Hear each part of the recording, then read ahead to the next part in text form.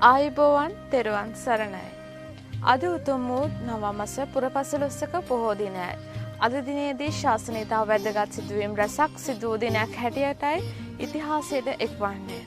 සැරියුත් මුගලන් දෙනමට අගසව් තනතුර පිරිනැමීමත් ඒ වගේම බුදුරජාණන් වහන්සේ විසින් ප්‍රථම සංඝ සම්මේලනය පැවැත්වීමත් සිදු වුණේ මේ උතුම් පොහෝ දිනයයි.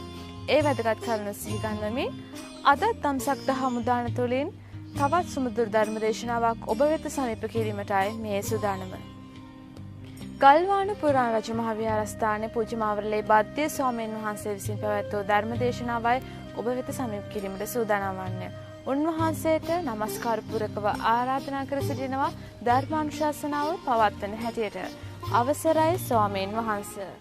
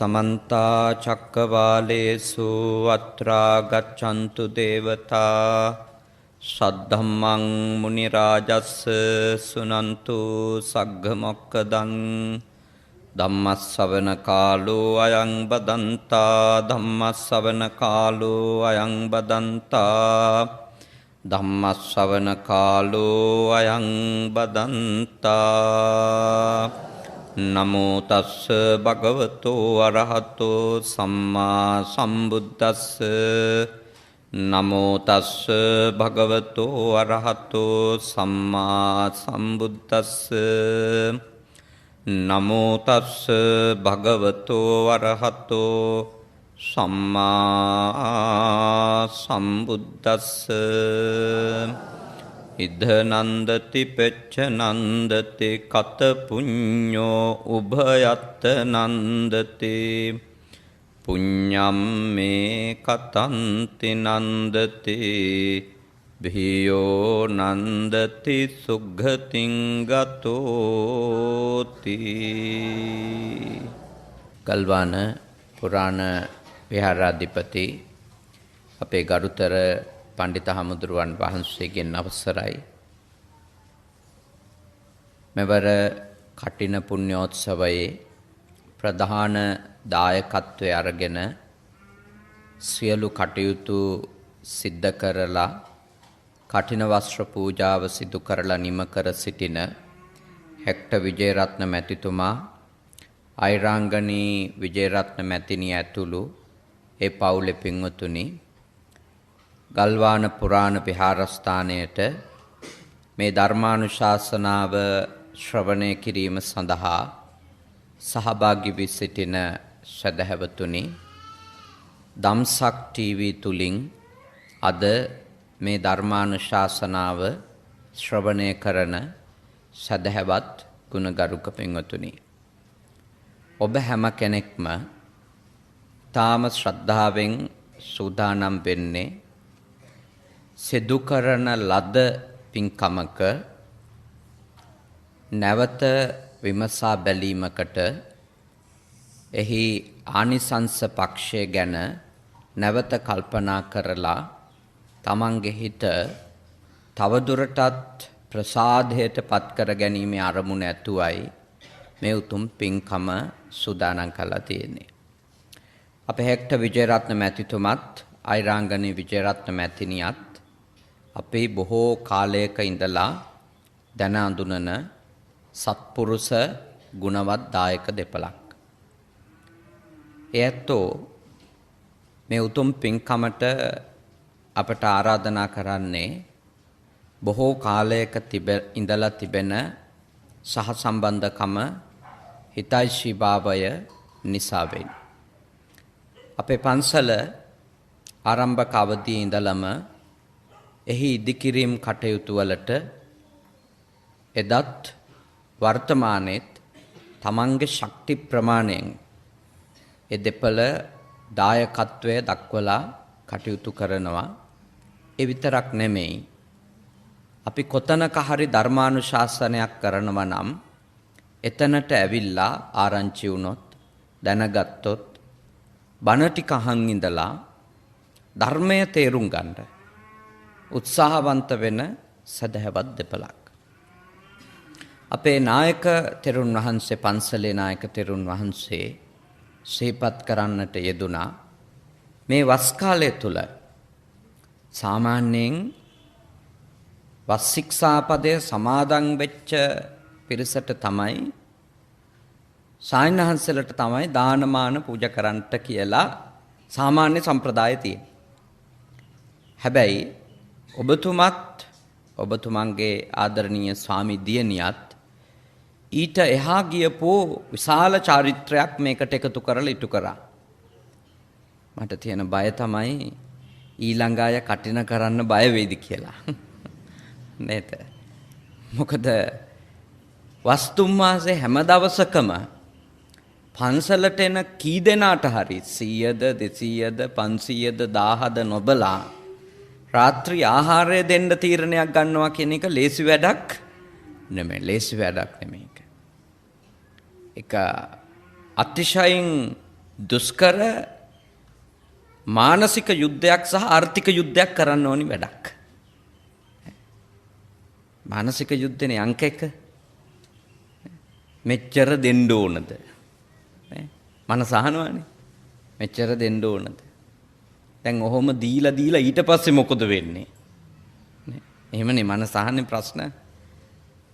එතකොට ඒ වගේ ප්‍රශ්න තෘෂ්ණාව නැමැති අපි සංසාරේ ගැට ගහලා තියෙන බියකරු මනෝභාවයේ විසින් අපෙන් අහලා විමසලා අපිව ආපස්සට අදිද්දි තුමාසයක් අඛණ්ඩව ඒ සිල් සමාදන් වෙච්ච, වස් සමාදන් වෙච්ච ස්වාමීන් වහන්සේලාට උපස්ථාන කිරීමට අමතරව වස්පින්කම් මාලාවට දිනපතා සම්බන්ධ වෙච්ච පිරිසට ආහාර පාන පිරිනමන්ට ඒක ලොකු ජයග්‍රහණයක්. ඒක ලොකු දිනුමක්. ගම දිනුමකුත් නෙමෙයි. පලාත දිනුමකුත් නෙමෙයි. රට දිනීමකුත් නෙමෙයි. තමන් දිනුමක්. තමන් ජය ගැනීමනේ. තමන්ගේ හිත ජය ගැනීම.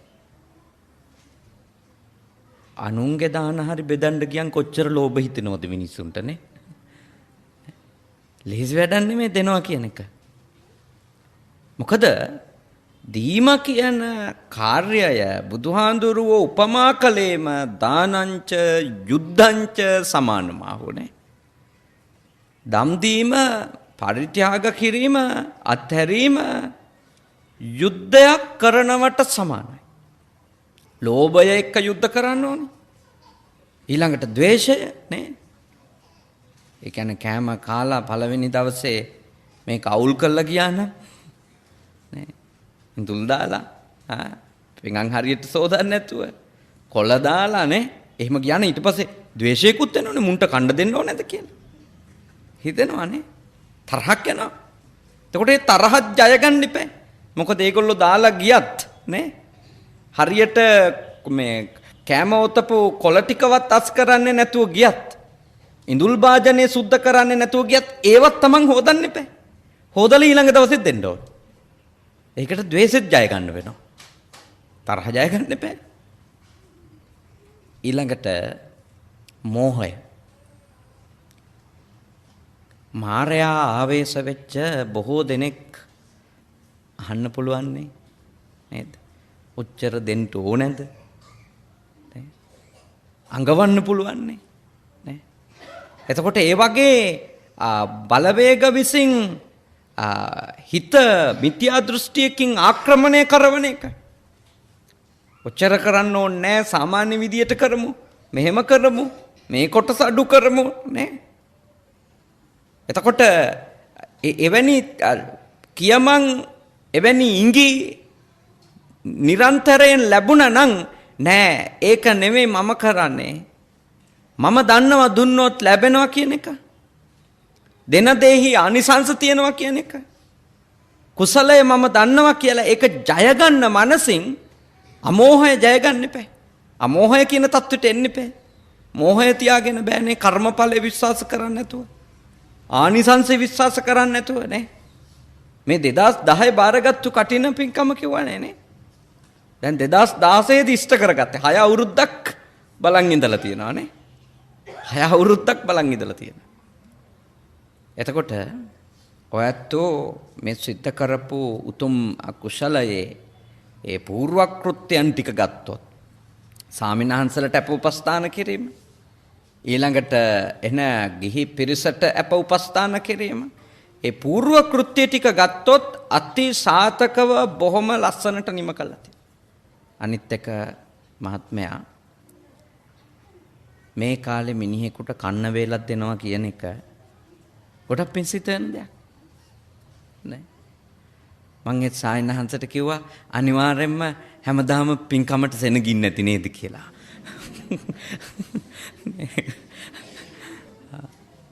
මොකද මිනිසුන්ගේ අමාරුකම් අපි දන්නවනේ. හාල් කිලෝ එක කීයද කියලා නේ. 3-5 ටික කීයද කියලා අපි දන්නවනේ. එතකොට අඩුම මේ වේලක් හරි කොතනකින් හරි ගෙදර දෙන්නෙක්ගේ හරි පිරිමැහෙනවා කියන්නේ ඒ ගෙදර ප්‍රශ්නයක් විසඳන එකක් නේ. සමහර කෙනෙක් ඉන්න පුළුවන් පුංචි උන් ටිකත් එකතු කරගෙන ඇවිල්ලා කැම ටික කාලයක්. කොච්චර පින්දිදී යන්නේ නැද්ද? කොච්චර සෙත් පතන්නේ නැද්ද? මොකද මිනිහෙක්ගේ බඩගින්න නිව්වට පස්සේ හරි සතුටින් ආශිර්වාද කරනවානේ.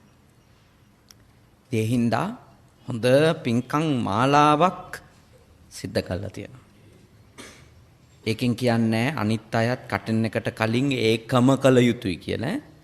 එහෙන් පටල ගන්න ඒක එතුමගේ ශ්‍රද්ධාව. එතුමගේ ශ්‍රද්ධාව ඒක වෙන මොකුත් නෙමෙයි. මං හිතන්නේ ඉතින් ධනය කියලාත් නේ. මහා ලොකු ප්‍රකෝටිපතියෙක් නිසා ඒක කරා කියලා හිතන්නේ නැහැ. මොකද ප්‍රකෝටිපතියෝ ඉන්නව එහෙම කරන්න බැරි අය. නේ? එහෙම නෙමෙයි. නිකම් මේ සලාක දානේ ලුණු නැතුව ගෙනත් දෙන අය. ඉන්න පුළුවන්. නේ?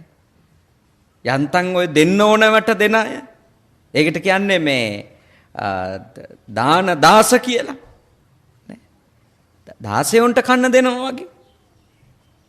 මහා සංඝයාට දෙන අය ප්‍රකෝටිපතියෝ ඉන්න පුළුවන්. නේ? සිල්වතාට ගුණවතාට දුප්පතාට කැම ටිකක් දෙනකොට සේවකයෙකුට කන්න දෙනවා වගේ ඊටාම පහළ ගණයේ ඊටාම රළු ආහාර පාන දෙන අය ඉන්න පුළුවන්. සල්ලි හින්දාම පින්කම් කරන්න පුළුවන් කියලා පටල ගන්න එපා. සල්ලි හින්දා පින්කම් කරන්න බෑ. පින්කම් කරන්න ශ්‍රද්ධාව තමයි ඕනේ. වේදම් කරන සල්ලි ප්‍රමාණයෙන් නෙමෙයි පින්කමේ ආනිසංසය බලවත් වෙන්නේ. ශ්‍රද්ධාව. එතුමට 3 මාසයක් මේ පින්කමේ අඛණ්ඩව එකම විදියට ජීවත් වෙන්න නේ එකම විදියට හිත තියාගෙන ජීවත් වෙන්න මැතිනියටත් එතුමටත් දෙන්නට ශ්‍රද්ධාව තමයි උදව් කරන්නේ. තුනුරුවන් කෙරෙහි විශ්වාසය නේ. භාග්‍යවතුන් වහන්සේගේ ධර්මය ගැන සැක නැතිකම. කර්මඵලයේ ඇදහිීම. එතුම ශ්‍රද්ධාවේ ප්‍රමාණයට අර මහා රජවරු මාස ගණන් දන් වැට පැවැත්තුවා කියනවනේ. එතුමන්ලා නම් පවත්වන්න නැත්තේ ඉතින් පුද්ගලික ධනෙ නෙමෙයිනේ නේ. ගවර්න්මන්ට් එකේ සල්ලි වලින් නේ දෙන්නේ නැත්තේ. නේ. දැන් මෙතුමන්ලා දුක් මහන්සි වෙලා වෙලහෙළඳාමක් කරලා තමන්ගේ ස්ථානයක් පාවිච්චි කරලා හොයාගන්න මුදලක් නේ මේකට යට කරන්නේ. ඒ නිසා ඒකට ශ්‍රද්ධාව තමයි ඕනේ. අනිත් අය තමන්ගේ ප්‍රමාණයට තමන්ට ශක්තිය තියෙන විදියට නේ අකණ්ඩව ඒ සිත කිලිටි වෙන්නේ නැතුව තියාගන්න පුළුවන් ප්‍රමාණයට කටන පින්කම් කරන්නේ. මොකද සමහර කෙනෙක් ඊළඟට ඔළුවේ තරඟ හදා ගන්නවනේ නේද? අරයා කරා මේ 3 මාසෙම ඉන්දියාප්පා පාන් බත් දුන්න අපි දෙමු ෆ්‍රයිඩ් රයිස් 3 මාසෙම. ඒ වගේ ලෙඩ හදා ගන්න එපා. නේ? ඒවා ලෙඩ. දැන් එහෙම වෙලා සාමාන්‍ය මිනිහෙකුට කටිනයක් කරගන්න බැරි තැනටම ඔළුවේ තරඟ හදා ගන්නවා නේ? තරඟ හදා ගන්න එපා. දැන් මගේ පන්සලේ කටින කරන්න එන අයට මම කියන්නේ ඔයාගේ ප්‍රමාණයට විතරක් ඔයා කරන්න. කලින් සැරේ කටින කරපු එක්කෙනා කරපුවා ඔයා කරන්න යන්න. එපා මොකද එයා අලි 5ක් ගෙනත් තිබුණොත් මොකද වෙන්නේ? ඊළඟ එක්කෙනා 6ක් ගේන්න බෑ. ඉතින් අලි 6ක් ගේනකොට කිතුල් කොටක් ගේන්න එපා. ප්‍රශ්න තොගයක් විතරයි නේ. ලේසි නෑ. අන්තිමට 17 ණය වෙලා කටිනයක් කරලා තරංගයක් දීලා පිනක් කුසලයක් අතෙන්නේ නැහැ. තමන්ගේ ශ්‍රද්ධාවේ ප්‍රමාණයට තමන්ගේ ආර්ථික ශක්තියත් හොඳට බලලා නේ gedara ඉන්න අනිත් තමන්ගේ සහකරුවන් සහකාරියන් එක්ක නේ බිරිඳ හෝ සැමියා එක්ක කතා කරලා නේ අපිට මේ පින්කම වෙනුවෙන් මේ ප්‍රමාණය වෙන් කරන්න පුළුවන් කියන තැනට ආවට පස්සේ ඒ ප්‍රමාණයට කටන පින්කම කරා. එච්චරයි. මොකද කටින පින්කම කීයට වක්කත් ලස්සනට කරාට කමන්නේ. ඒක පන්සල් අතර තරංගේ බවට පත් කරන්න හොඳත් නෑ. ඒක හොඳ නෑනේ. නේ? අර පන්සලට වඩා මේ පන්සලේ කටිනේ ලොකුයි කියලා කරවන්න ඒක හොඳ නෑ නේ. එතෙන්ට යන්න හොඳ නෑ. මොකද හීනමාන එනවා එතකොට. ඊළඟට දායකයෝ අතර තරංගයක් වෙන්නත් හොඳ නෑ. මේවා මම ඔබට කියලා දෙනවා මොකද හේතුව මේවා අපි සාකච්ඡා කිරීම අපි තේරුම් ගැනීම කටන පින්කම් වලදී අවශ්‍යයි.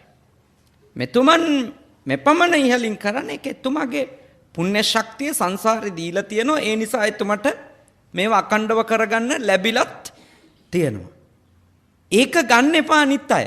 කියන්නේ මෙෂර් කරන්න එපා. මාන්නේ හදා ගන්න එපා නේ. මාන්නේ හදාගත්තොත් හරිම අසහනයකට තමයි පත් වෙන්න වෙන්නේ. දුකකට පත් වෙන්න වෙන්නේ. නේ? ඒ හින්දා ඊටාම ශ්‍රද්ධාවෙන් තමයි මේ වගේ පින් කටයුතු කරන්න ඕනේ කර්මඵල ඇදහිීමෙන්. වෙන මොකුත් නෙමෙයි කර්මඵල ඇදහගෙන.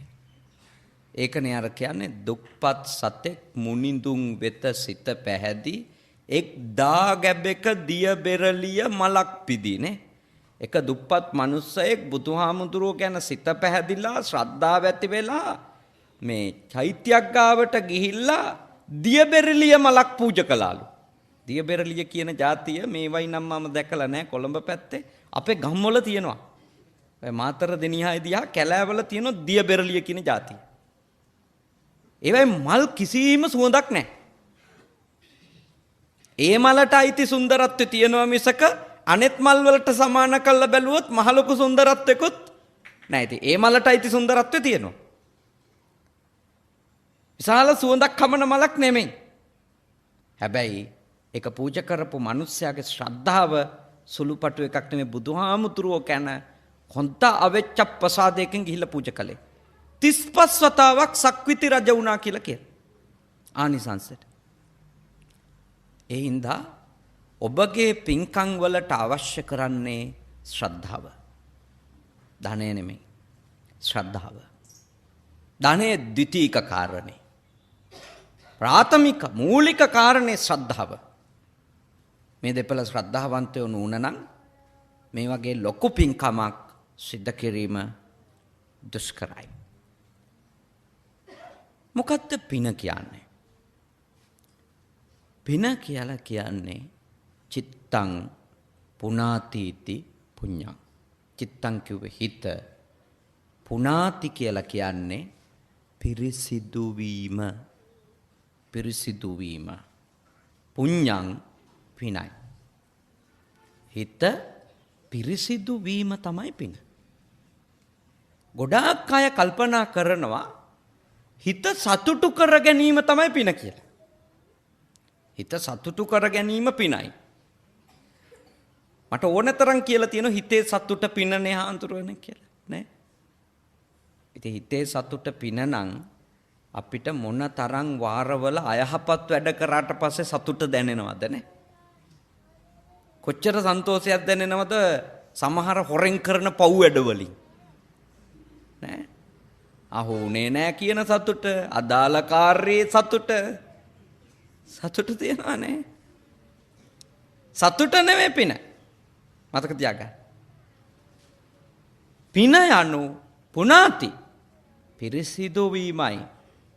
බුද්ධදත්ත මාහිමියන් විවරණය කරලා තියෙනුනේ පුනාති කියන වචනේ උන්වහන්සේ ලියපු මේ පාලි වචන වලට ලියපු අර්ථකථන ග්‍රන්ථවල පුනාති කියන්නේ පොළනවා කියන අර්ථය. පිරිසිදු කරනවා කියන අර්ථය.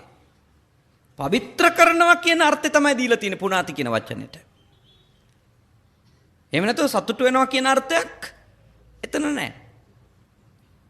හින්දා මතක තියාගන්න හිත පිරිසිදු වීම තමයි පින කියලා කියන්නේ. දැන් මේ 3 මාසෙම උනේ මැතිතුමාගේ මැතිනියගේ හිත පිරිසිදු වෙන එක. කොහොමද පිරිසිදු වෙන්නේ? දෙනකොට අර තද ඇලීම කියන අපිරිසිදු සිතුවිල්ල නැති වෙලා යනවා. බුදුන් වඳිනකොට බණහනකොට අර අපිරිසිදු සිතුවිලි නැති වෙලා ගෙවෙන පැය ගාන වැඩි වෙනවනේ. 3 මාසෙම මේකටනේ කන්සන්ට්‍රේට් කරන්නේ. යාළුවෙක් එක්ක කතා කරත් මේ සැරේ මං කටිනේ කියලානේ කතා කරන්නේ. නේ? වස්පින්කම් මගේ කියලානේ කතා කරන්නේ. ඒක ලොකු දෙයක් නේ. වෙන දවස්වල හම්බුණා නම් සමහර විට ඔබතුමා කරන ව්‍යාපාරවල හැටියට ලෑලි ගැන කතා කරන්න පුළුවන්. ස්ටෝරු ගැන කතා කරන්න පුළුවන් නේ. මන් දන්නවා මේ 3 මාසෙම කවුරු හම්බුණත් අංක එකටම ඔලුවට එන්නේ. මේ දානේ ගෙදරක මල ගෙදරක මගුල් ගෙදරක එන්න කිව්වත් හැමදාවට නම් බෑ කටිනේ. මේ සැරේ කටිනේ. කොච්චර හොඳ එකක්ද නේ? යන හිත පිරිසිදු වෙනවනේ. කෙලස් වඩන එකක් නෙමෙයිනේ කතා කරන්නේ. කෙලස් යට කරන එකක්. කෙලස් දුරු කරන එකක්. ඒකයි මේ වගේ පින්කම් වල මහා ආනිසංස තියෙනවා කියලා කියන්නේ ඒකයි. මේ වගේ පින්කමකින් 3 මාසයක් පුරා හිත පේ කරනවනේ නේ. හිත පේ කිරිල්ලක් නේ කරන් 3 මාසයක් පුරා. හැමදාම පන්සලට එන්න ඕනේ. හැමදාම පන්සලට එන්න ඕනේ. ඊළඟට හැමදාම සායනහන්සලට ප්‍රත්‍යපහසුකම් සලසන්න ඕනේ. ලෙඩ වෙලා නම් බේත් තරම් දෙන්න ඕනේ. දානමාන හිඟනම් දානමාන පූජා කරන්න ඕනේ. පන්සලේ මේ 3 මාසයේ පැවැත්මට මොනවා හරි අඩුවක් තියෙනම් ඒව හොයලා පූජා කරන්න ඕනේ. බණ දහම් අහන්න ඕනේ. නේ? සිල්පද ආරක්ෂා කරන්න ඕනේ. මොකද මේකේ ආනිසංස වැඩි වෙන්න ඕනේ නේ. හිත පිරිසිදු වීමට අවශ්‍ය මොන තරම්නම් ක්‍රියාකාරකම් ප්‍රමාණයක් මේ මාස 3 තුල සිද්ධ වෙනවද? ඒ හින්දා වර්ධව ගන්න එපා. හිත සතුටු වුණොත් හොඳටම ඇති කියලා. නෑ. පින්කම නිසා හිත පිරිසිදු වීමෙන් පස්සේ කෙනෙකුට ලැබෙන්න පුළුවන් ආනිසංසයක් විදියට සතුට නම් කරන්න පුළුවන්. ඒකනේ මම අර කියපු ගාථාවෙත් තියෙන්නේ. ඉද නන්දති. ඒ වෙලාවේ මෙහිදී නන්දති කියන්නේ සතුට වෙනවා. පුනාති නෙමෙයි ඈ. සතුට වෙනවට කියන්නේ මොකද්ද? නන්දති. ඉද නන්දති. මේ භවයේම සතුට වෙන්න පුළුවන්. පෙච්ච නන්දති. පසු භවයකදී සතුට වෙන්න පුළුවන්. භවයකද නෙමෙයි භව ගණනාවකදී. ඒ කාර්තකතනයක්. ඊළඟට පින්කම කරන වෙලාවටත් ඉද කියලා කියන්න පුළුවන්. පින්කම කරලා ඉවර වුණාට පස්සේ කියන්න පුළුවන් පෙච්ච කියලානේ පසුව. එතකොට මේ භවයේදී ඉද කියන්න පුළුවන්. ආපහු ඉදිරි භවවලදී පෙච්ච කියන්න පුළුවන්. නන්දති සතුට. ඉද නන්දති පෙච්ච නන්දති. සතුට ලැබෙනවා ඒ වෙලාවෙත් පස්සෙත්. ආනිසංස විදියට. කත පුඤ්ඤෝ කාටද? පින් කරපු කෙනාට. පින් කරපු කෙනාට. දැක්කනේ පුඤ්ඤ කියන්නේ වෙන වචනයක්. පින් කරපු කෙනාට ලැබෙන ආනිසංසය තමයි මොකද්ද? සතුට. පින නෙමෙයි සතුට. පින් කරපු කෙනාට ලැබෙන ආනිසංසය. ආනිසංසය මේ ලෝක වශයෙන්ම ලැබෙන ආනිසංසය. ඒක හරිනේ. දැන් කටින චීබරේ නේ ඔලුව උඩ තියාගෙන මේ ගම වටා යනකොට මොන තරන්නම් සතුටින් නේ කරඬුව අරගෙන යන හස්ති රාජයා වගේ සන්තෝෂෙන් යන්න පුළුවන්. මොකද මේ ක්‍රියාව හැමෝම අනුමත කරනවානේ. තමන්ගේ හිත පිරිසිදු වෙනවා එක පැත්තක්, අනෙක් පැත්තෙන් මේ ක්‍රියාව නිසා ලැබෙන ප්‍රශංසාව අගය කිරීම නිසා මේක අනිත් එක යහපත් ක්‍රියාවක් නිසා අනිවාර්යෙන්ම හිත තුළ විශාල ප්‍රීතියක්, විශාල සතුටක් නිර්මාණය වෙනවා. ඔය සතුට තියෙනවද හොරකමක් කළොත්? නෑ කරන වෙලාවෙත් බයෙන් වෙවුලනවා. කරාට පස්සෙත් වෙවුල ඉන්නවානේ. අද අහුවේද? හෙට අහුවේද? නෑ. දේශපාලකයෝ විතරද FCID කැඳවන්නේ? අපි කැඳවන එකක් නැද්ද? නෑ. හොරා බයෙන් ඉන්නේ. හොරා හොඳටම බය වෙනවා. හොරකම් කරපු එකනා ඒ වෙලාවෙත් ඇවි ඉන්නේ. ඒක තමයි විපාකේ. පෙච්ච තප්පති පස්සෙත් ඇවි ඉන්න. බයෙන් ඉන්නේ. කතා කරන්නවත් බෑනේ. දැන් මේ පින්කම ගැන 3 මාසයක්ම කතා කරා නේ. තව කොච්චර කල් නම් කතා කරන්න පුළුවන්? ඕන කෙනෙක් ගාවට ගිහිල්ලා පින්කමේ වාර්තාව දිගාරින්න පුළුවන් නේ. හැබැයි අයහපත් වැඩක් කරා නම් චැප්ටර් එක වහනවා මිසක නේ. ඒ පරිච්ඡේදය ඉවරයි කියලා වහලා හංගනවා මිසක කිසි කෙනෙකුට කටක් කරලා කියන්නද? නේ. ඒ හින්දා හොඳට තේරුම් ගන්න මේ වගේ පින් කටයුතු කරනකොට ලැබෙන ප්‍රධාන පෙළේ ආනිසංසය තමයි සතුට හම්බ වෙනවා. අනිත් එක තව හොඳ ආනිසංසයක් මේ පින් කටයුතු වලදී ආනිසංස නේ කල්යාණ මිත්‍රයෝ ඇසුරු කරන්න. මේ වගේ කටයුත්තකට එකතු වෙලා අල්ප මාත්‍රකින් හරි උදව්වක් දෙනවා නම් ඒ කර්මඵලයක් අදහන දිව්‍ය ලෝකයක් අපායක් පිළිගන්න මේ සංසාරයෙන් නිදහස් වෙන්න ඕනි කියලා පිළිගන්න සත්පුරුෂයෙකුට විතරමනේ මේකට උදව් කරන්න පුළුවන්. මට අපේ මේ හෙක්ටර් මහත්මයා කිව්වා මේක මං විතරක් කරපු වැඩක් නෙවෙයි අහන්නේ නෑදෑයෝ යාළුවෝයි මේ වැඩේට අකණ්ඩව උදව් කරා කියලා නේ. එතුමා මට මේ ආවාසගේදී කිව්වා මේ පින්කම් මාලාවට නෑදෑයොත් යාළුවොත් අකණ්ඩව උදව් කරා කියන එක. ඉතින් ඒ කල්යාණ මිත්‍රයෝ හමු වුණානේ නේ ආනිසංස. පින්කම කරපු එකේ විශිෂ්ට ආනිසංසයක් තමයි හොඳට අඳුන ගන්න පුළුවන් වුණා සත්පුරුෂයා කවුද අසත්පුරුෂයා කවුද නේ. කල්යාණ මිත්‍රයා කවුද? මේවට අකුල් හෙලන උදව්වක් දෙන්නේ නැති පාප මිත්‍රයා කවුද? දැන් මෙතනින් එහාට ජීවත් වෙනකොටම හරි ලේසියිනේ නේ. කාත් එක්කද අනාගතයක් තියෙන්නේ කාත් එක්කද අනාගතයක් නැත්තේ. මේ වගේ ලොකු පින්කමක් කරනකොට දීර්ඝ කාලයක් පේවෙවි කරනකොට ඔක්කොම දෙනා පරීක්ෂාවට ලක් වෙනවානේ.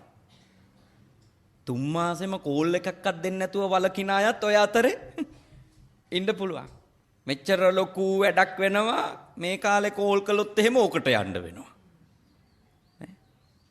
පව්කාරයෝ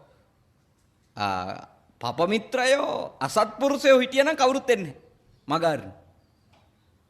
හැබැයි මේ වෙලාවේ අකණ්ඩව මේ 3-4 මාසය එතුමා එක්ක රැඳිලා හිටියනම් යමෙක් ඒ සියලු දෙනා සත්පුරුෂ නෑයෝ නේ කල්යාණ මිත්‍ර නෑයෝ. ඒවා ආනිසංස. ඒවා විශිෂ්ට ආනිසංස.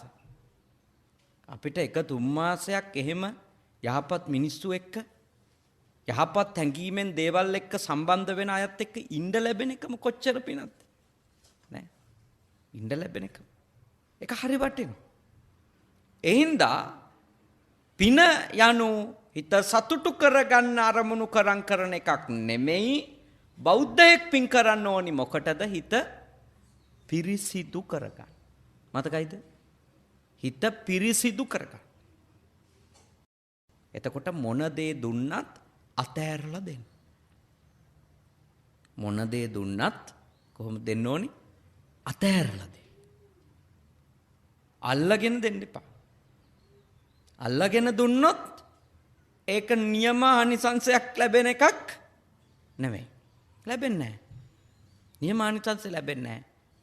මොකද බෞද්ධයාගේ දම් දීමයි බටහිරයාගේ දම් දීමයි එකක් නෙවෙයි දෙකක් නේ. බෞද්ධයෙක් දම් දෙන්නේ මොකටද? නිවන් දකින්න හේවත් සංසාර ගමනින් අයින් වෙන්න. බටහිරයා දම් දෙනකොට අපිට පේනවා අනිත් ලෝකේ රටවල් වල ඒගොල්ලෝ දම් දෙනවා. ඩොනේෂන් එක ඒවා දෙනවා. මම දැන් ගිය සති දෙකකට කලින් කැනඩාවේ ඉඳලා ආවේ. මම ඒ රටේ දැක්කා අර ගෙවල් ඉස්සරහා සති කීපයකට සැරයක් තියලා තියෙනවා සෙල්ලම් බඩු. තියෙනම් දෙන්න කියලා ලොකු බොක්ස් ගෙනල්ලා තියා තියෙනවා. එක සංවිධානවලින්. එතකොට මේ පළාතේ මිනිස්සු ගාව තියෙනවා නම් දරුවන්ගේ සෙල්ලම් බඩු ඒව දෙනවා, ඒව ගෙනියනවා. ඊටාම දුප්පත්, ඊටාම අසරණ රටවල් වලට. කන්ටේනර් ගණන් යවනවා. එතකොට ඒගොල්ලෝ ඒව දෙන්නේ නිවන් දකින්න බලන් නෙමෙයි. සතර අපායෙන් බේරෙන්න බලාගෙනත් නේ ඒගොල්ලෝ දෙන්නේ මේ දුප්පත් අයටනේ. ප්‍රයොරිටි, ප්‍රමුඛතා නේ. එතකොට ඒව දෙද්දිම බලනවා ප්‍රමුඛතාවයක්. මේක දෙන්න ඕනේ ලංකාවටද? මේක එවන්න ඕනේ ඉන්දියාවේ ප්‍රාන්තයකටද? මේක ඕන අප්‍රිකාවටද? මේක ඉතියෝපියානු වගේ රටකට යවනවද? ඒගොල්ලෝ බලනවා. ඒ හින්දා හොඳට අවබෝධ කරගන්න ඔබ හොඳට වටහා ගන්න අපි දම් දෙන්නේ නිවන් දකින්න. නිවන් දකින්න දම් දෙන අය අනිත් මිනිස්සුන්ටත් වඩා අත්හැරලා දෙන්න ඉගෙන ගන්න ඕනේ. අල්ලගන්න දෙන්න නෙමෙයි. දායකයා අල්ලගන්නත් බෑ නේද? වෙනත් ලෞකික දේවල් බලාපොරොත්තුවේ ඔළුවේ තියාගෙන දෙන්නත් බෑ. ලෞකික අරමුණු අපේක්ෂා ඉෂ්ට වේවි ඔබ නිර්වාණ අවබෝධය කරා යන ගමනේදී ඔබ දීලා තියෙනවා. ඒත් ඒක ඔබේ ප්‍රාර්ථනාව වෙන්න බෑ. දැන් අපි දකිනවා කඨිනයට අදාළ ආනිසංසවල ලොකු ආනිසංසයක් කියනවානේ. විශාල ආනිසංසයක්. නාගිතාපදානේනේ ඔය කඨිනයට අදාළ විස්තර ගොඩක් තියෙන්නේ. නාගිත හමුදුරුවන්ගේ චරිතයට ආශ්‍රය කරගෙන තමයි හමුදුරුව තමයි කඨින වස්ත්‍ර පූජාවක් නිසා එතුමා අවස්ථා ගණනාවක චක්‍රවර්ති රාජ්‍ය ලැබපු හැටි ගැන විස්තර කියලා තියෙනවා. නාගිත කියන තෙරුන් වහන්සේ එතුමන් වහන්සේගේ අපදාන පාළිය තියෙනවා. එතකොට හැබැයි අපි නාගිතාපදානය කියවලා එහි තොරතුරු අහලා කටින පිංකම් කරන්න ඕනේ සක්විති රජ වෙන්න බලන් නෙමෙයි. ඒක නෙමෙයි. ඒක ඔළුවටවත් ගන්න එපා අපේ මහත්තයා. සක්විති රජ වුණොත් ඔය තියෙන තැනදිල්ලවත් නැති වෙයි. තේරෙනවනේ? නිවන් දකින්නයි උත්සාහ කරන්න ඕන. නේ? නිවන් දකින්නයි අරමුණ වෙන්න ඕන. කරපු පිනට සක්විති රජකම ලැබුණොත් ඒක බාර ගන්න එක ඒක භුක්ති විඳින එක වෙනම කාරණයක්. හැබැයි අපි බෞද්ධය කටින පිංකම් කරද්දී මොන හේතුවක් නිසාවත් ආනිසංස ලෙස ඔළුවට ගන්න හොඳ නැහැ ලෞකික දේ. ඒක ලබා ගන්න තමයි මම මේක කරන්න කියලා. ඒක කළ යුතු නැහැ. කරන්න ඕනි කුමක්ද? අත්හැරීම පුහුණු කරන එක. හිත උපරිම අපේ මනස පියුරිෆයිඩ් කරන්න පුළුවන්, පිරිසිදු කරන්න පුළුවන් උපරිමයට ගෙනියන්න මේ 3 මාසය පාවිච්චි කරන එක. ඔබතුමා ඒක පාවිච්චි කරා. හිත පිරිසිදු කිරීම. මොකද හිත පිරිසිදු කිරීමෙන් විතරමයි දුකින් නිදහස් වෙන්න ලැබෙන්නේ. කෙලෙස් අඩු තරමටමයි උපදින වාර ප්‍රමාණය අඩු වෙන්නේ. එහෙම නැතුව ලෞකික දේවල් අත්පත් කරගන්න බලාගෙන අපි පින්කම් කරන්න ඕනේ නෑ. කොහොමත් පින්කම් කරන අයට ලෞකිකේව ලැබෙනවා. ඒක මේ සාමාන්‍ය දෙයක් නේ. දුන්නම ලැබෙනවා කියන එක සාමාන්‍ය නියාමනේ. ලිඳක් ඉස්සොත් වතුර ලිඳේ පිරෙනවද නැද්ද? පිරෙනවා. කබඩ් අස් කළොත් අලුත් ඒවා එනවා. දැන් උපාසකම්මලට එන්නේ නැත්තම් ප්‍රශ්නේ අස් කරන්නේ නැහැ. කොහේ කොට ගහන් තියනකොට අලුත් ඒවා එන්නේ නැහැ. අස් කරොත් බලන්නකෝ එනවා. නෑ. දීලා බලන්නකෝ තියෙනවා. වැඩේ තියෙන්නේ අපිට තියෙන උපාදාන එක්ක අපිට දෙන්න නෙවෙයිනේ. තමන්ගේ ළමයි මේ අවුරුදු 5ේදී ඇඳපු කලිසනුත් තියන් ඉන්න අය ඉන්නවා. ඇයි කියලා ඇහුවා මතක් වෙන්න. 5ේදී මේක ඇඳන් දන ගාපු හැටි. ඉතින් අවුරුදු 5ේදී පොඩි එකා කලිසම ඇඳන් දන ගාපු හැටි මතක් කරන්න ඕනද? දැන් ඒකට 45යි නම්. මොන විහිළුවක්ද නේ? එක්කෝ ඒවා වීසි කරන්න ඕනේ. එක්කෝ ඒක අඳින්න පුළුවන් මට්ටමේ තියේ නම් අඳින්න කැමති මිනිස්සෙකුට ඒක දෙන්න ඕනේ. අපේ ගෙවල් කුණු ගොඩවල් වෙලා තින්නේ ඇයි? නේද? අපේ ගෙවල් සහ අර කසල බඳුන් අතර 아무තු වෙනසක් නැහනේ. මුළු වල නේ පාවිච්චි කරන්නේ නැති අපමණ දේවල් ගොඩ ගහලා තියන් ඉන්නවා. මොකද අතහරින්න බෑ. අතාරින්න යනකොටම පුදුම වැඩේ කියන්නේ ඕන වෙයි කියලා හිතෙනවා. නේ අතාරින්න යනකොටම හිතෙන එකනේ ඕන වෙයි. ඒකනේ අර මේ බෝතල් නේ පරණ බෝතල් අරව මේවා ඒවා අස් කරන්නේ යනකොටම හිතෙනවා හදිස්සියකට සිද්ධාර්ථ ටිකක් අද්දා ගන්න ඕන වෙයි. ඕක ඔන්න ඔහෙ තිබිච්චාවේ. මේ ගිය අවුරුද්දෙත් සිද්ධාර්ථේ දැම්මේ නෑ. ඒක තිබුණා. ඊට කලින් අවුරුද්දේ දාපු සිද්ධාර්ථෙකුත් නැහැ. ඒ බෝතල් පාවිච්චි කළා හදපු පන්දමකුත් නැහැ නේ.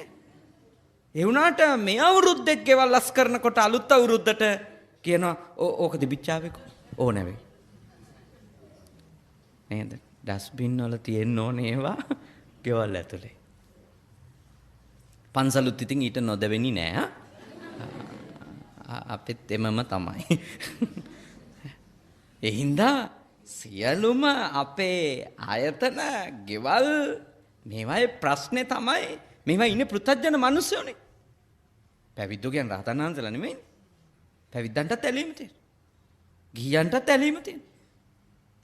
ඒ අස් කරන්න යනකොටම තණ්හාව ඇවිල්ලා කියනවා අස් කරන්න එපා. අස් කරන්න එපා තියාගන්න.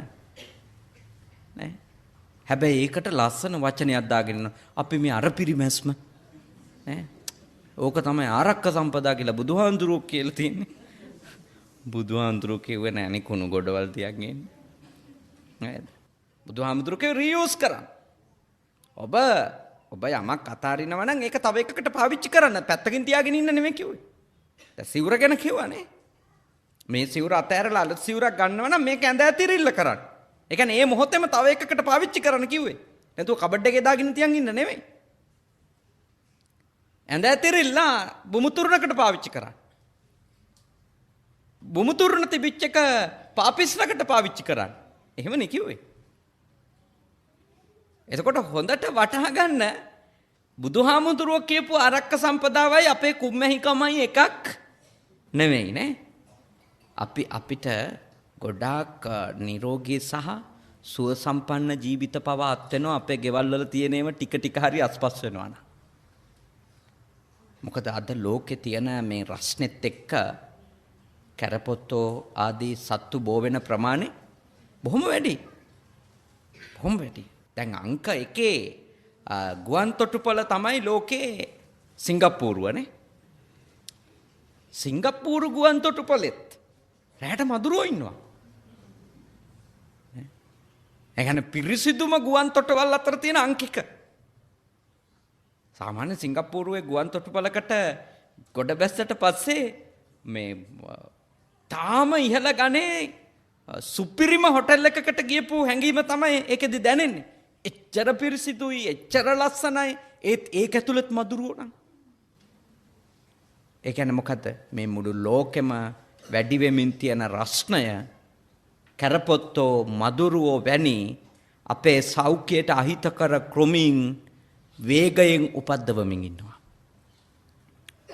අපි අස් කරනවා නම්, අපි සුද්ධ කරනවා නම්, අපි කැලිකස්සල අනවශ්‍ය තරම් අපට අප්‍රයෝජනවත් දේවල් ගොඩ ගහගන්නේ නැතුව ඒවා අත්හැරලා මේ සුද්ධ කළා දානවා නම් අපේ ගෙවල් නේද? මතක තියාගන්න සෞඛ්‍යාරක්ෂිත ගෙවල් වෙනවා. ඒ ගොඩ ගැහිීමේ තණ්හාවනේ ගොඩ ගැහිීමේ තණ්හාව අපි කොච්චර දුකටපත් කරනවද කියලා පසුගිය ගම් වතුර අපිට හොඳ එක්සැම්පල් එකක් නේ. කොච්චර දුකටපත් කරාද? මොන තරම් සීට්ටු දාලා ගෙනාපු ප්ලාස්ටික් ගහගෙන ගියාද? ඇලුමිනියම් නේ, ප්ලාස්ටික්, ඇලුමිනියම්, ඊළඟට මේ තව එක එක මැටීරියල් වලින් නිර්මාණය කරපුවා. රෑ දෙකෙන් ඉවරයි නේ. රෑ දෙකෙන් ඉවරයි. මේ පළාතේ අයට හොඳ එක්ස්පීරියන්ස් තියෙනවානේ. පාරෙන් එහා පැත්තනේ. මොකද්ද උනේ? මොන විඳවිල්ලක්ද විඳෙන්නේ? තාම සීට්ටු සල්ලි ගෙවනවා. ඒ වුණාට හට්ටි ටික ගිහිල්ලා. එහෙමනේ ඇත්ත කාරණේ උනේ ගොඩක් අයට. මේක සීමාවක් නැතුව පාවිච්චි කරන්නේ නැති ඒවත් නේ ගෙනල්ලා ගොඩ ගහ ගැනීමේ ප්‍රතිඵලය තමයි එක සැරයක් පාවිච්චි නොකරපුවා ගම් වතුර ගිහින් තියෙනවා. මට මිනිස්සු ඇවිල්ලා දුක කියනවා. මෙහෙම වුණා හඳුරෝකි. ඉතින් ඇත්තට මේගොල්ලෝ දුකටපත් උනේ ඒගොල්ලොන්ගේ වැඩපිළිවෙලක්ම නිසා.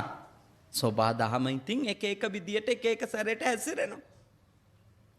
ඒ සෝබා දහම අපිට දීපු නරක දඬුවමේදීත් අපි ගන්න ඕනේ සෝබා දහමත් එක්ක තරහක් නෙමෙයි. අපි ගන්න ඕනේ මින් මනතටවත් ණය වෙවි සීට්ටු දදා කුණු ගොඩවල් ගෙට උස්සන් එන්නේ නෑ කියන පාඩම. ඒකවත් ගත්තොත් ඇති ගම් වතුරේ. මේ මෙසරේ ගම් වතුරේ අලාභ කියන්නේ ඒක. අනේ මිනිස්සු ණය වෙලා සීට්ටු දාලා ගෙනල්ලා තිබිච්ච සුකෝපභෝගීත්වයට අදාළ වාජන බඩු මුට්ටු ගොඩක් ගහගෙන ගියා. ඒක තමයි අලාභේ. කලින් ගම් වතුර වල මෙච්චර අලාභයක් නැහැ. මොකද මෙච්චර සුකෝපභෝගී බඩු මුට්ටු තිබුණේ. ඒ කාලේ උපාසකම්මල අතින් පොල් මිරිකුවේ. මෙදා බ්ලෙන්ඩර් තිබුණා ගියා. එහෙම නෙවුනේ. ඒ කියන්නේ සුකෝපභෝගී බඩු මුට්ටු ටික තමයි ගියේ. පව් මේ සන්තෝෂ වෙනව නෙවෙයි එහෙම ගියාට. නේ පව් ඒ උනත් තේරුම් ගන්න ඕන. තේරුම් ගන්න ඕන නීඩ්ස් ගැන නේ. මොනවද අපේ අවශ්‍යතා? එහෙම වුණොත් අපිට මේ භවයේ අත්හැරීම පුහුණු වෙන්න විතරක් නෙමෙයි ධර්මානුකූලව විතරක් ජීවත් වෙන්න හයිය හම්බෙනවා. ඔය ණය වෙන්නනේ ධර්මානුකූලකම ඉක්මවන්න වෙන්නේ. දැන් රටක් පුද්ගලයෙක් හතරතේ ණය වෙන්න ඒ මිනිස්සයාට මොනවද කරන්න වෙන්නේ? ඒ මිනිස්සයාට කරන්න වෙන දේ තමයි අධාර්මික ක්‍රමවලින් වැඩි ධනයක් උපයන්න හිතන්න වෙනවා. මොකටද?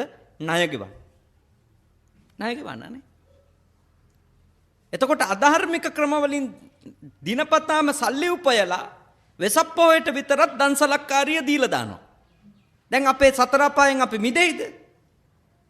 නේ? ඒකනේ හිතන්න ඕනේ. අද ලංකාවේ දන්සල් වැඩි වෙලා තියෙන හේතුව අහිංසක එකක් නෙමෙයි.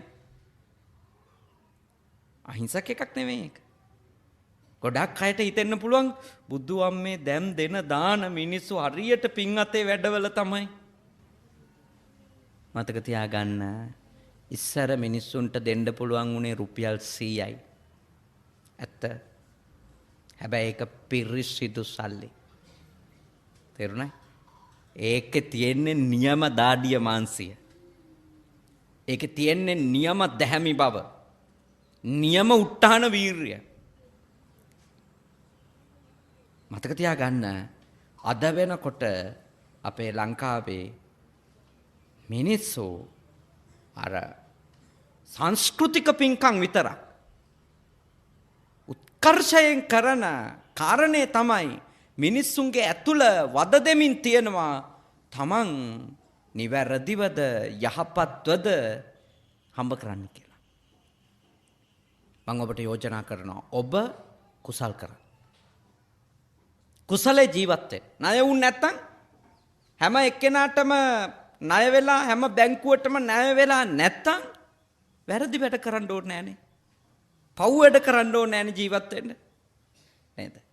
පව් වැඩ කරන්නේ නැත්තම් අපේ ජීවන ක්‍රමය සම්මා ජීවනේ. සම්මා ජීව. සම්මා ජීවේ පිහිටලා හිටියා කියන්නේ අපිට නිවන් මඟට අවශ්‍ය කරන අෂ්ටාංගික මාර්ග එකාංගයක් වැඩිලානේ. එතකොට අපිට මාර්ගඵල ලබා ගන්න අපේ ජීවන ක්‍රමය උදව්වක් නේ. හොඳට තේරුම් ගන්න. ඒවා අපි ජීවත් වෙන්න එකක් කරන ගමන් නිවන් දකින්න තව එකක් කරාට නිවන් දකින්න බෑ. ජීවත් වෙන්න වැඩේම නිවන් මඟට සම්බන්ධද නැද්ද? සම්බන්ධයි. නිවන් දකින්න සම්බන්ධයි. ඒකනේ අපිට මාර්ගයක් කිව්වේ මෙන්න මේ ක්‍රමයට ජීවත් වෙන්න. නිවන් දකින්න ඕනි අය. එනිසා අපේ මහත්තයා නෝන මහත්තයා හොඳ පින්කමක් කරගත්ත නිවන් දකින්න. මේක නිවන් මඟට. මේක ඔබතුමන්ලා මේ ලෝන් දාලා සීට්ටු දාලා කරපු පින්කමක් නෙවෙයිනේ. වැරදි ආයෝජන වලින් සල්ලි හොයාගෙන කරපු එකකුත් නෙමෙයි. තමන්ගේ ඉඩමක් කඩමක් බද්දට දීලා නේ මොකක් හරි ක්‍රමවේදයක් ඇතුලේ මාසිකව නිත්‍යානුකූලව උපයපු ධනයකින් තමයි මේ පින්කම කරගත්තේ. ඒ සතුට හෘදේ සාක්ෂිය තියෙනවනේ. අපි හරි සල්ලි වලින් පින්කම කරා. මම ඔබට යෝජනා කරන්නේ ලොකු පින්කමක් වැරදි වැඩ කරලා කරනවා වෙනුවට හරි සල්ලි වලින් පුළුවන් මට්ටමේ පින්කම කරා. නේ? අර තරංගේ හදාගත්තොත් ඕක තමයි වෙන්නේ. නේ? තරංගේ හදාගත්තොත් මිනිස්සු තරංගෙට Tamanට කරන්න බැරි ඒවා කරන්න යනවා. ඒ කරන්න බැරි ඒවා කරන්න සම්මා ජීවයෙන් අයින් වෙලා මිච්ඡා ආජීවයට එන්න වෙනවා. වැරදි ක්‍රමෙන් සල්ලි හොයන්න පටන් ගන්න වෙනවා නේ. මේ පින්කම් තරංග නෙවෙයි.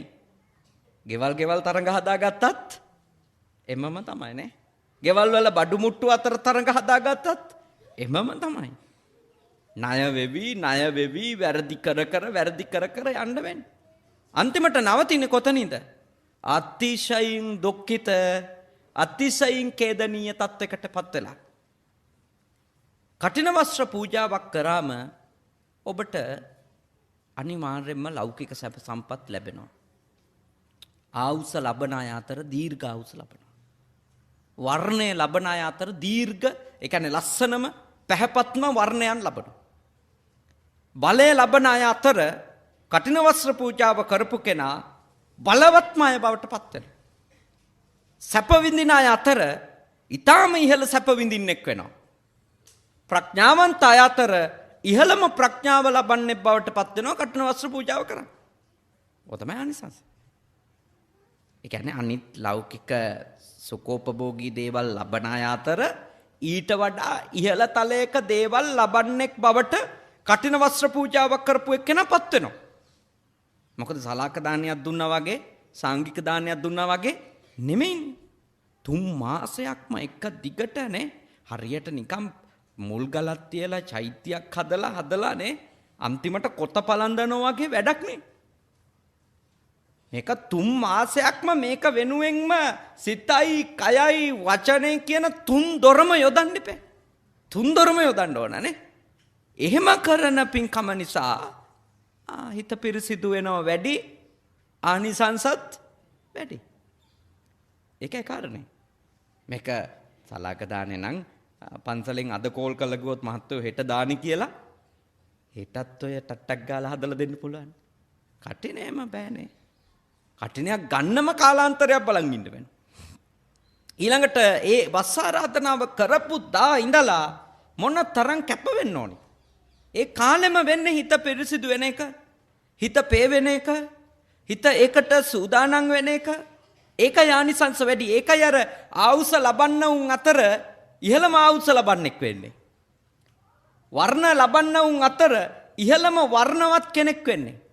සැප විඳින්න උන් අතර ඉහළම සැප විඳින්නෙක් වෙන්නේ. ඒකයි ඔය සක්විති රජකම වගේ ඉහළම තත්වයක් ගැන ඒ නාගිතාපදානි තියෙන්නේ.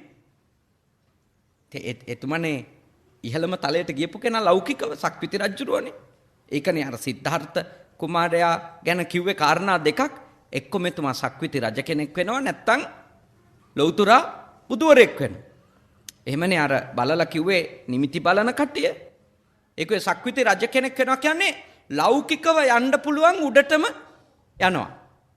ආධ්‍යාත්මිකව යන්න පුළුවන් උඩටම යම තමයි බුද්ධත්වයටපත් වීම. ඉතින් ඒ ලෞකික සම්පත් සියල්ල අත්විඳින්න මේ පින්කම උදව්වක්. හැබැයි මේ පින්කමටත් යට කරන්න බැරි පව් ටිකක් තියෙනවා මහත්තයෝ. මේ පින්කමටත් යට කරන්න බැරි පව් ටිකක් තියෙනවා. ඒ පව් අපි අඳුන්වනවා මොන පව්ද? ආනන්තරීය පාප කර්ම. යට කරන්න බෑ.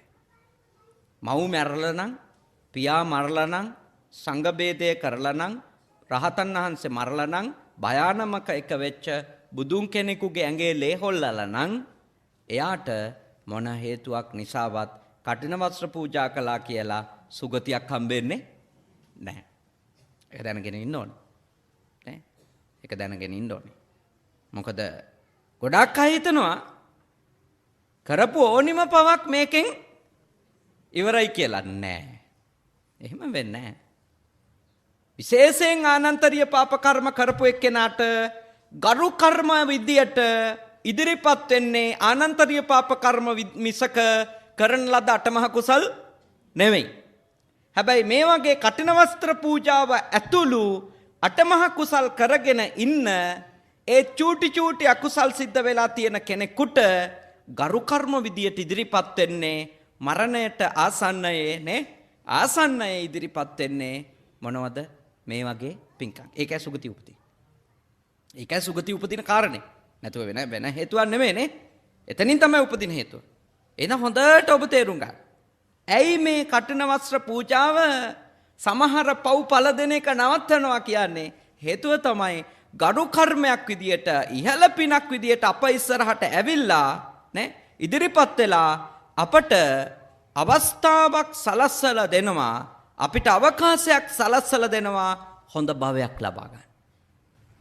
ඊළඟට එන්න පුළුවන් ප්‍රශ්නේ හොඳ භවයක් මොකටද? හොඳ භවයක් මොකටද කියලා ඇහුවොත්, සක්විති රජකමක් මොකටද කියලා ඇහුවොත් අනිත්‍යතාවය හොඳටම තේරුම් ගන්න. වෙන මොකටද සක්විති රජකම? බෞද්ධයෙකුට සක්විති රජකමක් හරි ලෞකිකව ඊටාම ඉහළ තලයක ජීවිතයක් හරි හම්බුනොත් ඒක බෞද්ධ මිනිහෙක් පාවිච්චි කරන්න ඕනේ මොකටද? මේ ලෝකේ තියෙන හිස් බව වටහා ගන්නනේ. ආයේ හීනමානයක් නැහනේ. නැත්තම් හැම මිනිස්සයාගේම ඔළුවේ වැඩ කරන්නේ මොකද්ද? මට වඩා අරයා සන්තෝෂෙන් ඇති. නේ? සාමාන්‍ය මිනිහට හිතන ප්‍රාදේශ සභා මන්ත්‍රී සැපෙන් ඇති. ප්‍රාදේශ සභා මන්ත්‍රීට හිතන පළාත් සභා මන්ත්‍රී සැපෙන් ඇති. ඒ මිනිහට හිතනවා පාර්ලිමේන්තු මන්ත්‍රී සැපෙන් ඇති. ඒ මිනිහට හිතෙනවා නේ පාර්ලිමේන්තු මන්ත්‍රීට හිතනවා ඇමති සැපෙන් ඇති. සාමාන්‍ය ඇමතිට හිතනවා කැබිනට් ඇමති සැපෙන් ඇති. කැබිනට් ඇමතිට හිතනවා අගමැති සැපෙන් ඇති. අගමැතිට හිතනවා ජනාධිපති සැපෙන් ඇති. හැම තිස්සෙම තමන්ට වඩා උඩ කෙනෙක් ඉන්නවා පේනකොට ලෞකික මිනිස්සුන්ට තියෙන සතුටද හීනමානෙද? හීනමානේ නේ. තමන්ගේ අඩුව ගැන මෙෂ කළා හීනමානේ හදා ගන්නවානේ. දැන් සක්විති රජ වුණොත් සක්විති රජුරවන්ට උඩින් කවුරුවක්වත් නැහනේ. කවුරුත් නැහැ. ඒ මනුස්සයාට තේරුම් ගන්න පුළුවන් මේකේ ඇති දෙයක් නැහැ කියලා. ලේසියෙන්ම තේරුම් ගන්න පුළුවන්. නේ? ඒ මනුස්සයාට විතරනේ තේරුම් ගන්න පුළුවන් ඒක. අපිට තේරුම් ගන්න බෑනේ. දැන් මම හොයත්තන්ට දේශනා කරොත් එහෙම සුඛෝපභෝගී දේවල් වල ඇත්තටම සුඛෝපභෝගී කමක් නැහැ කියලා නේ. ඒ සුඛෝපභෝගී දේවල් අත්විඳින්නේ නැති එක්කෙනෙක් මෙතන හිටියොත් එයා ඒක පිළිගනීද?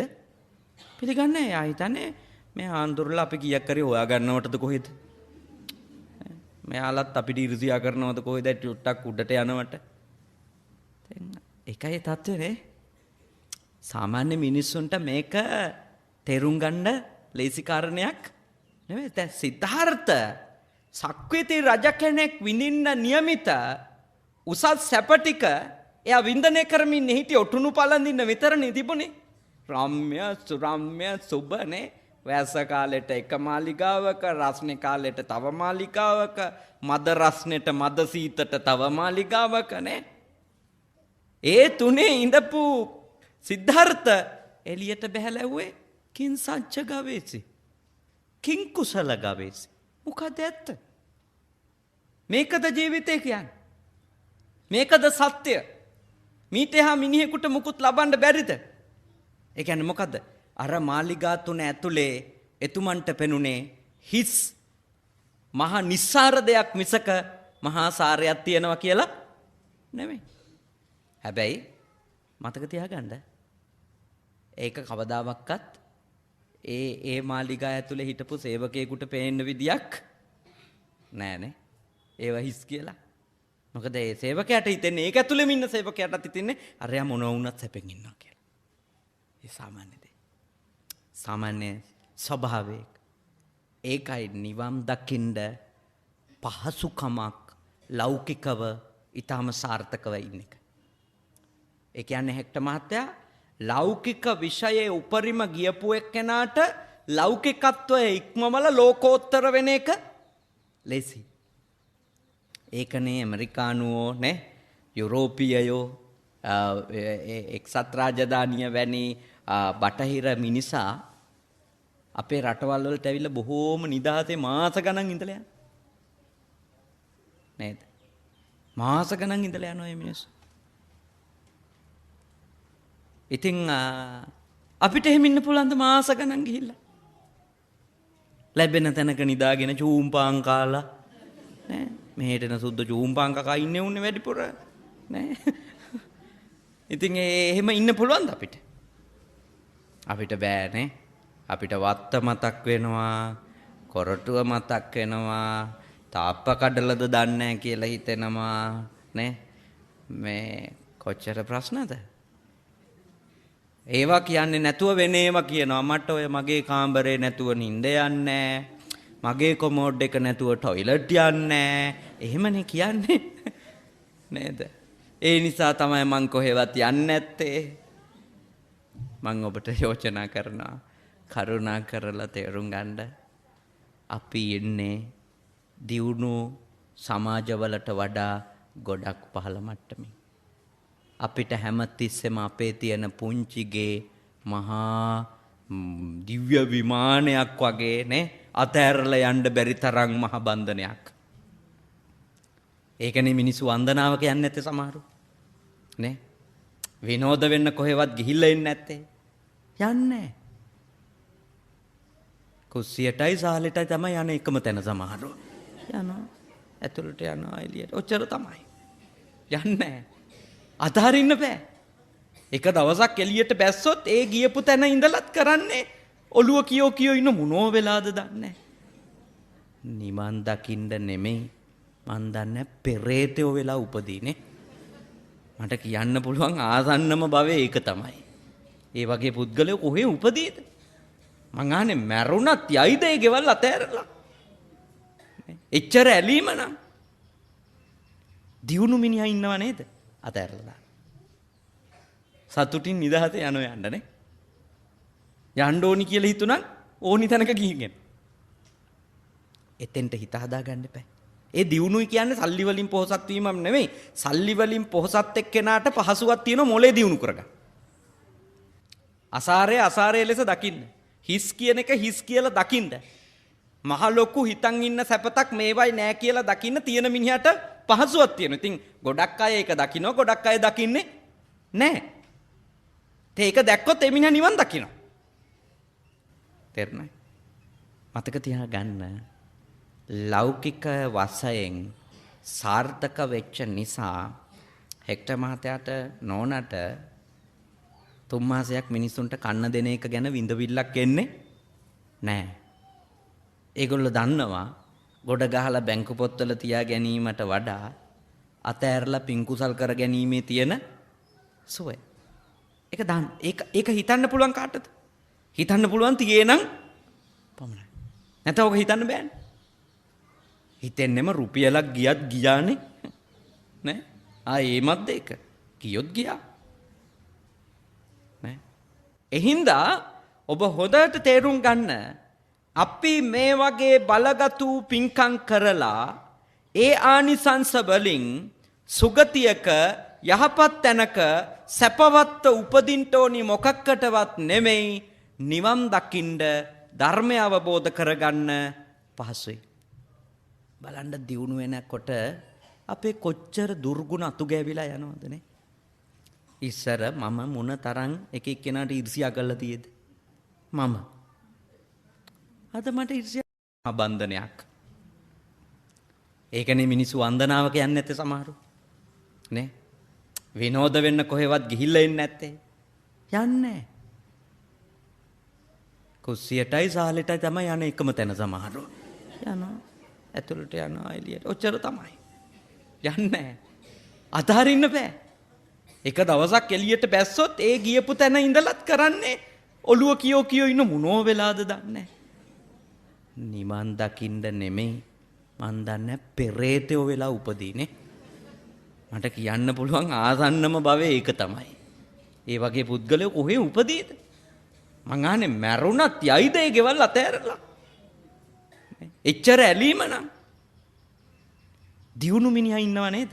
අතෑරලා. සතුටින් නිදහස යනවා යන්නනේ. යන්න ඕනි කියලා හිතුණා ඕනි තැනක ගිහින්.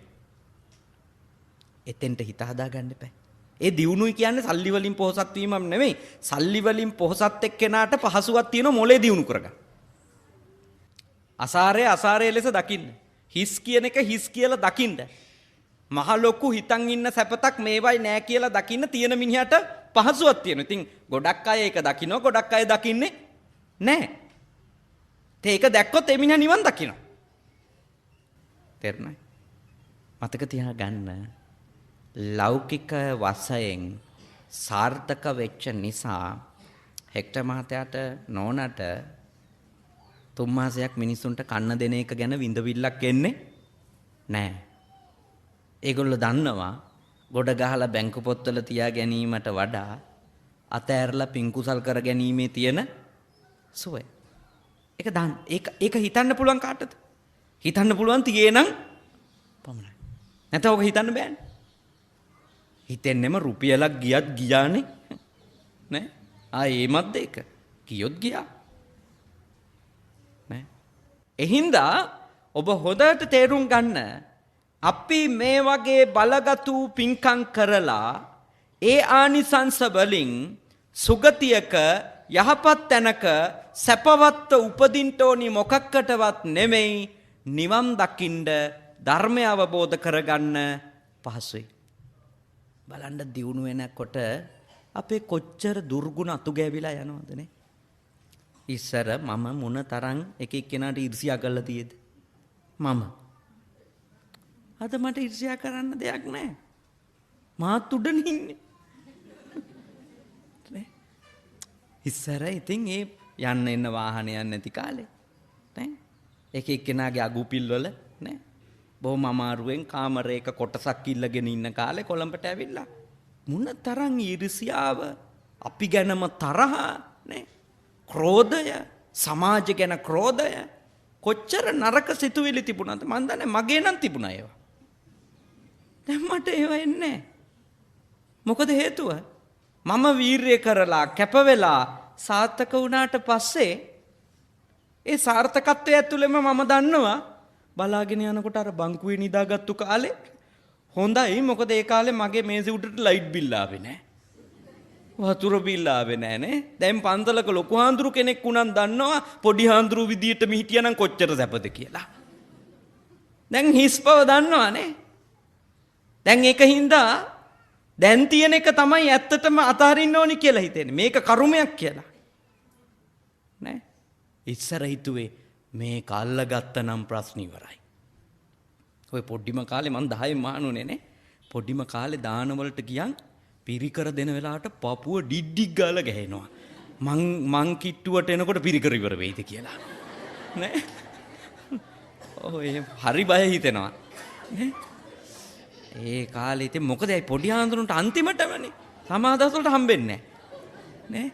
ඉතින් දැන් දන්නවා පොඩි හාන්තුරු කෙනෙක් වෙලාම හිටියනම් කොච්චර ලේසිද? ඇයි අර ගෝලයින්ගේ සියලු බිල් එන්නේ මගේ මේසෙ උඩටනේ. අපි හිතුවේ ඒ කාලෙත් ලොකු හාන්තුරු සැපෙන් ඉන්නවා කියලා. අපි තමයි දුක් විඳින්නේ කියලා. ඒකයි මං කියන්නේ මිනිස්සේ කුඩට ගියාම එයාට ඒවයි තියෙන අවුල හොඳට තේරෙනවා.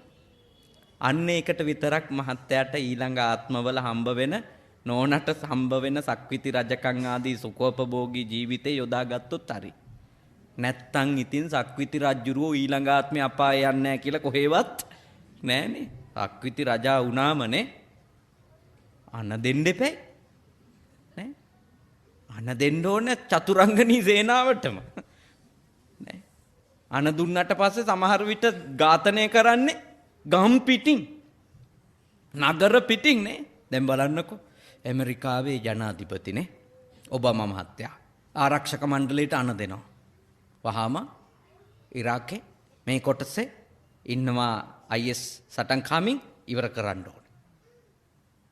අන දීලා අරහෙම් ෆ්ලයිට් එක ගිහිල්ලා නේ ගුවන් යානෙ ගිහිල්ලා බෝම්බේ අතාරිනකොටම අකුසල් සම්පූර්ණ වෙනවා. ඒ හින්දා බෞද්ධයෙක් සක්විති රජකම ප්‍රාර්ථනා කරනවා නම් ප්‍රාර්ථනා කරන්න ඕනේ කුසල් පින් කරගන්න පුළුවන් කාලයකට මිසක ලෝකේ බලය අල්ලල්ල යන කාලෙක නම් නෙවෙයි.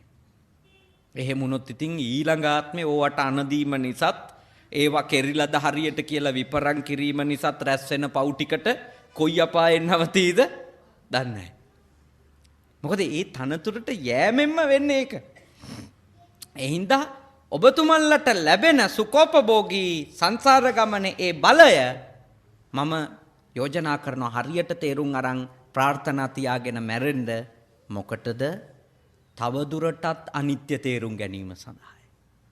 තවදුරටත් අත්හැරීම සඳහාය. සාමාන්‍ය දේවල් අත්හරින වගේ නෙමෙයි සක්විති රජකමක් වැනි දෙයක් අතාරින එක. ඒ අත්හැරීමත් මට පුහුණු වෙන්න පමණයි මම මේ සංසාර ගමනේ මට ලැබෙන ලෞකික දේ පාවිච්චි කරන්න කියන අදිස්ථානේ හැම තිස්සෙම මේ වගේ පින්කම් කරද්දි තියෙන්න ඕන. මොකද සැනසෙල්ල තියෙන්නේ අත්හැරීම ඇතුලේ පමණක්ම නිසා. අල්ලගන්න හැම මොහොතකම අපි විඳවන්න උන්ගේ ගොඩට එකහුව වෙනවා.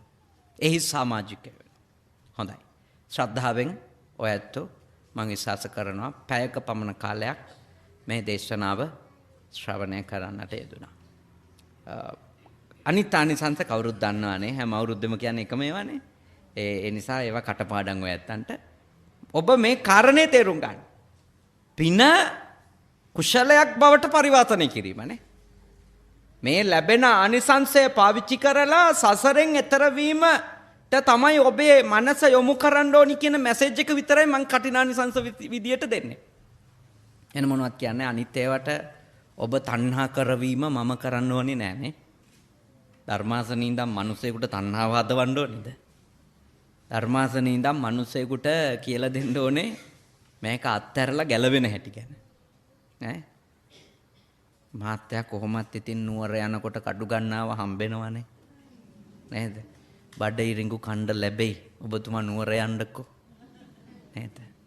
ඔබතුමාලා නුවර යෑම හේවත් නිවන ඉලක්ක කරගෙන වැඩ කරා. දිව්‍ය ලෝක සැප, මනුස්ස ලෝක සැප ඒවා පතණ්ඩවත් ඕනේ ඒවා හම්බෙනවා. නේ?